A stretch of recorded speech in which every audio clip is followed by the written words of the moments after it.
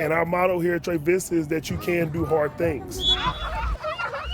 A motto woven into every bit of these students' school days, even recess. I want to give them that challenge to fail and so they can overcome it, though. That's Coach Chris. Get them, don't quit, don't quit. He's about resilience. Oh, I like it. You did yours like that. Whether keeping up with the kids, And they have a lot of energy, but it's good energy, though. or teaching students how to keep going and doing hard things. See?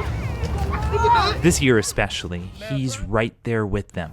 Doing the Zoom, I felt like I couldn't do it. And I had a meeting with my principal, and I was like, listen, and she was putting a lot on my plate, things that she know I could do, but I was scared to tackle that because I didn't feel I could be successful because out of my normal. Coach Chris and his Trevista coworkers found a way to do that hard thing for several months while fully remote, ahead of select grades eventually shifting to in-person learning this fall.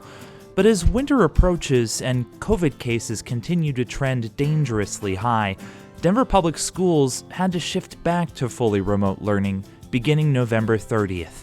When we interviewed Coach Chris, we didn't know that would happen, but pandemic anxiety was still very clearly there. The kids are getting frustrated and quitting a lot. So when things get hard, not being able to necessarily deal with that or have the skills to express their emotions or even what to do when they, feel a negative way. It's why this fall, at Trevista and across DPS, When we understand how other people feel, that's called empathy. educators focused on supporting students' social and emotional well-being with the Second Step curriculum. We're teaching social and emotional skills to every single one of our students in our building. Kyle Grundy created videos to explain COVID and going through quarantine to her students. I was hoping that I could learn a bit more about it so I feel less worried. And so it's important to have open and honest conversations with them. Is loved a comfortable feeling or an uncomfortable feeling? A comfortable feeling. Yeah. In Ashley Crossland's kindergarten classroom, it's a discussion about empathy and feelings and how to express those. And that made her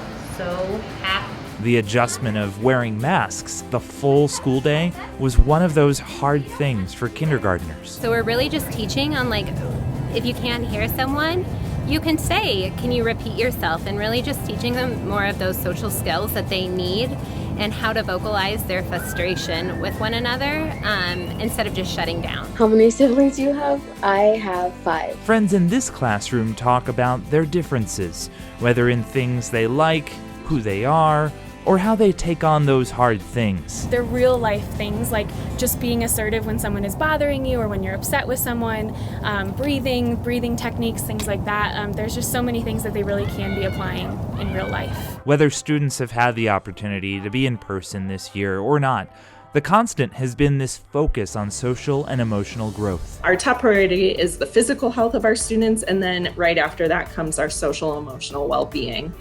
So utilizing Second Step this year has been of utmost importance to make sure our students are feeling safe and doing the best they can during this pandemic, as it's hard for all of us. Go find the cone. You may take a mass break at a cone. Whether in person or fully remote, We want this to be a place that when kids come here, they know that we love them and we care about them. it's a constant these students will have throughout all the hard things they'll do this school year and in their lives. I feel like if you give kids that and they know they're a place where they're loved and a safe place, then they'll give you their best.